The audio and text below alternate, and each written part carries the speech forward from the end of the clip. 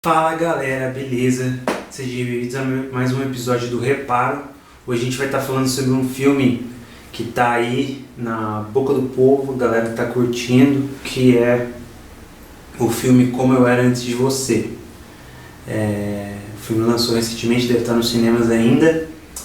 E é um filme que eu tinha uma expectativa bem grande, assim, na verdade. Quando eu assisti o trailer, eu lembro de uma cena que eu vi que me chamou muita atenção. É a cena do pai da Emilia Clarke no filme, que ele basicamente fala pra ela que a única coisa que ele pode fazer pelo Will Traynor, né, é amá-lo, né? E aí eu lembro que vendo o trailer eu achei bem interessante, nossa, esse filme parece que vai ser legal, né? E aí quando eu assisti eu fiquei bem desapontado, assim, não com o filme em si, mas com certeza com a mensagem que ele quer passar por trás do filme, né? Então por isso que a gente vai falar hoje sobre esse filme. A gente vai agora colocar nossos óculos, procurar enxergar qual que é o objetivo final, querendo ou não, da autora, né, da Jojo Myers lá, de escrever o livro e de produzir esse filme.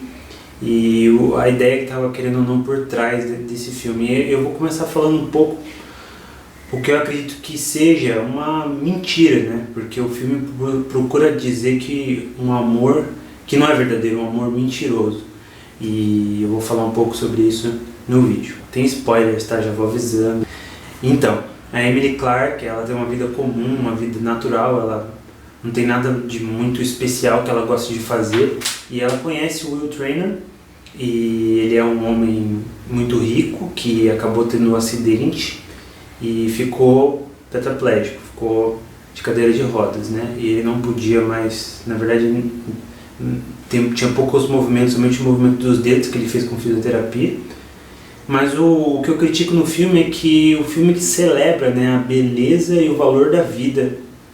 Só que o filme faz isso ao celebrar a morte. Então é uma total incoerência em querer dizer, em querer fazer com que a vida se torne algo, transparecer a vida como algo belo, como algo que tem valor, né? Só que o filme, ele justamente celebra a morte, porque o Will Traynor, ele não superou a ideia de que ele sofreu um acidente. Com certeza é algo muito, muito difícil, mas ao mesmo tempo você vê que o filme ele é justamente sobre essa ideia de que é tão difícil para ele, a ideia de que ele não tem mais os movimentos, que ele prefere a morte. A morte é a melhor opção para a vida dele, porque a vida que ele quer, na verdade, é a vida que ele tinha antes. Ele não pode suportar a ideia de que ele não pode fazer as coisas que ele fazia antes, que era esquiar, que era, enfim, surfar, ser radical, enfim, ir para Paris e comer aquele croissant no café à beira do Rio Sena. Então, é realmente uma lástima, porque ele está incapacitado para viver, é isso que ele acredita, né? Ele costuma dizer isso por meio das ações dele para Clarke. E a Clarke é interessante que ela quer mudar a cabeça dele. É uma pessoa bem engraçada, o Traynor se interessa por ela e acaba que, de maneira muito bem feita, eles se apaixonam, né? E já estava escrito que a Clarke deixaria o namorado fitness dela lá, o ator que fez Neville Longbottom no Harry Potter.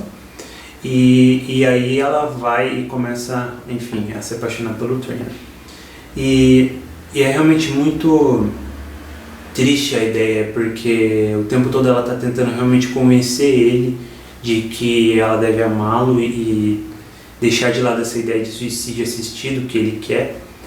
Mas ele colocou na cabeça dele aquilo, ele colocou na cabeça dele de que a melhor forma de que ele pode viver é morrendo, porque o viver para ele, o mais importante que ele quer para a vida dele é acabar com o sofrimento dele, porque a vida que ele tinha, ele nunca mais vai poder ter. Então essa é a única vida que vale a pena ser vivida.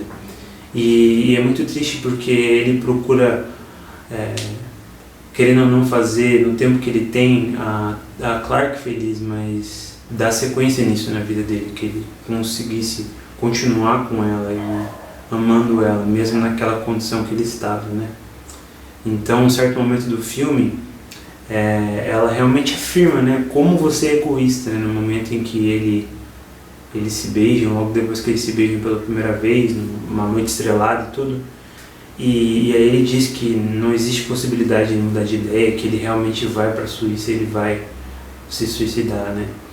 Então a Clark grita pra ele: você é um egoísta, você não devia ter feito tudo isso que você fez, se apaixonado por mim e me dar esperanças, quando na verdade ele sabia o que ele pretendia, que era o suicídio.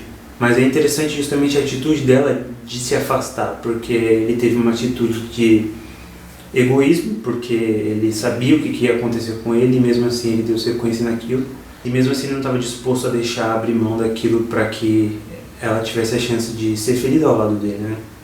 Tem implicações enormes, enormes. Eu temo o quanto pessoas bem intencionadas, muitas delas cristãs, assistem esse filme e fiquem tão emocionadas com aquela cena de romance que se esqueçam, talvez, do quão séria é a ideia do suicídio, né? Eu achei muito interessante justamente algo que talvez, não sei se todos perceberam, mas existe uma pessoa que tem uma opinião totalmente contrária àquela do Will Traynor, né? Que é justamente a mãe da Clark. A mãe da Clark, não sei se vocês perceberam, mas no filme ela é cristã. Ela é a única pessoa que faz uma oração no filme antes de uma refeição. Ela claramente carrega aquele colar com uma cruz no peito. E a fala mais significativa dela no filme é justamente quando ela diz para Clark, quando ela vai embora e abandona o Will, quando ele realmente está irredutível que ele vai se suicidar, ele vai para a Suíça mesmo, né? Consumar aquilo que ele já havia planejado. E então a mãe dele diz para ela, né? Olha, você tem que ficar longe disso. O suicídio assistido é quase a mesma coisa que um assassinato, não tem diferença. E a Clark, ela escuta a mãe dela momentaneamente, mas depois ela volta atrás. Então claramente a gente vê aí uma opinião contrária, que é a opinião com certeza de que uma pessoa cristã deveria ter, e com certeza deveria ser a atitude da Clark, né? Entendendo que se realmente ele queria aquilo e ele não estava disposto a amá-la e dar a chance para que eles fossem felizes, mesmo naquela condição que ele estava, então ela deveria abandoná-la. Essa era a melhor forma de amar ele. Mas o que o filme tenta mostrar é que na verdade o amor não é isso. O que o filme tenta mostrar é que amor é aceitar absolutamente tudo, sem limites.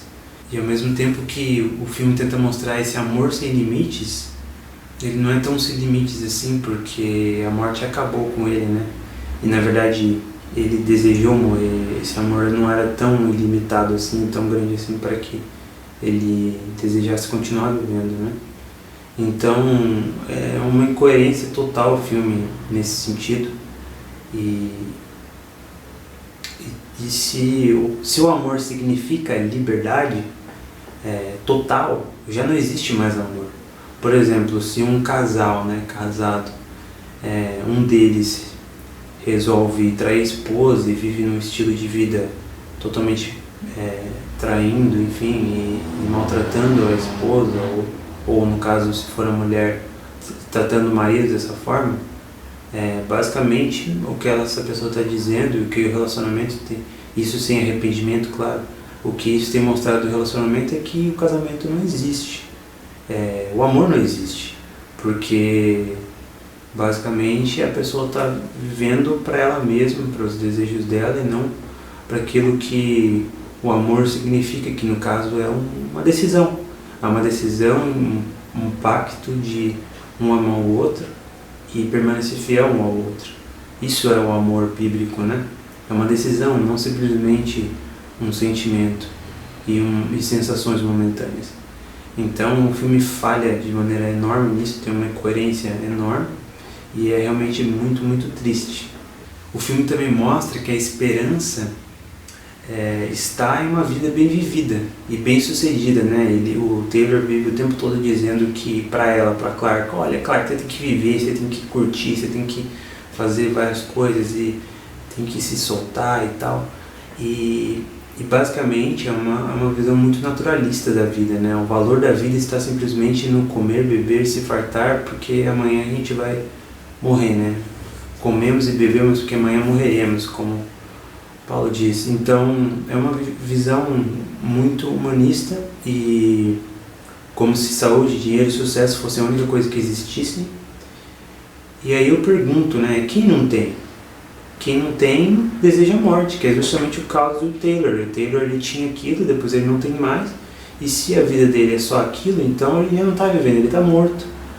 Então ele deseja o suicídio. Então é realmente muito triste, né? Mas a gente podia aplicar isso para diversos outros casos, né?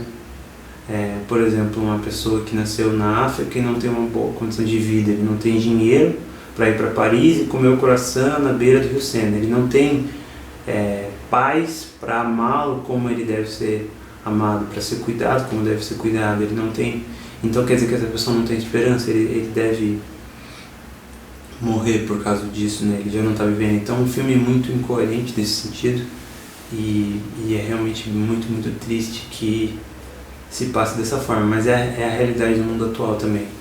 Mas o pior do filme, que realmente é o que me dá mais medo, é que o filme diz que amar é se guardar e não dar como a Bíblia diz que é, né? A Bíblia afirma que Deus prova o seu amor para conosco pelo fato de Cristo Jesus ter morrido por nós, sendo nós ainda pecadores. Então a Bíblia claramente diz que o amor tem mais a ver com dar do que com guardar para si. E claramente no filme o amor é retratado como esse guardar, como aproveitar o melhor naquele momento. Mas biblicamente isso não é amor, amor é dar, amor é uma decisão, e o filme falha nisso de maneira grandiosa. A Clark falhou nisso de certa forma no filme, porque quando ela vai até ele, acompanhar ele no suicídio assistido dele, ela não está amando ele, ela está se amando, porque ela pensa que se ela perder aquilo, com certeza ela provavelmente nunca mais veria ele, com certeza ela não veria mais ele estaria morto. Mas a ideia é justamente que ela estava se resguardando para não sofrer mais e aceitar justamente a decisão que ele tinha. Mas o problema é que aquela decisão que ele tinha era errada, era uma decisão totalmente pecaminosa, era um pecado. Então, como uma pessoa que amava de verdade o Will, ela não podia ter desistido, ela não podia ter desistido de ele se suicidar. E a partir do momento que ele decidiu aquilo, então ela deveria deixar claro que aquilo era egoísmo até o fim, e não simplesmente aceitar como ela fez. Mas o que é uma lástima realmente é justamente a atitude do Will. Então, resumindo, o que o Will diria, parafraseando, durante o filme, né? Eu vou morrer para que eu possa parar de sofrer. Então o foco do Will estava justamente no sofrimento dele, em guardar para ele aquilo que era melhor e que ele entendia que era melhor, que no caso era se matar e parar de sofrer. Isso era a solução para ele.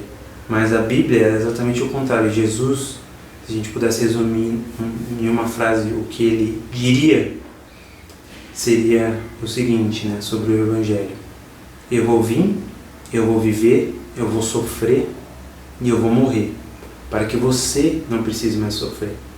Então o foco de Jesus justamente estava em dar. Isso é amor verdadeiro, e não guardar o amor como o Will fez, como a própria Clark fez.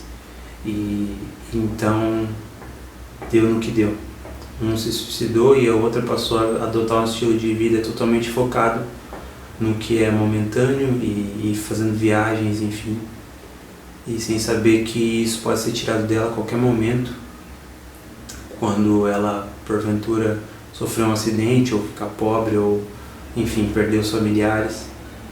Só que uma pessoa que entende que o amor é uma decisão e de que Deus nos dá, que é o amor dele, que é a bondade dele, que é a imagem que ele coloca como Criador em nós, nisso está o valor do homem, e não no sucesso, no prazer, na saúde. Não é nisso que o valor do homem se encontra de maneira plena. Então é realmente muito triste o filme. Eu achei bem complicado assim, a mensagem que o filme traz, e esse vídeo é para falar um pouco sobre essa mensagem. É isso aí. Valeu, se você curtiu, dá um curtir e assine o canal e mande sua sugestão de filme ou livro que você deseja que eu comente. É isso aí. Valeu.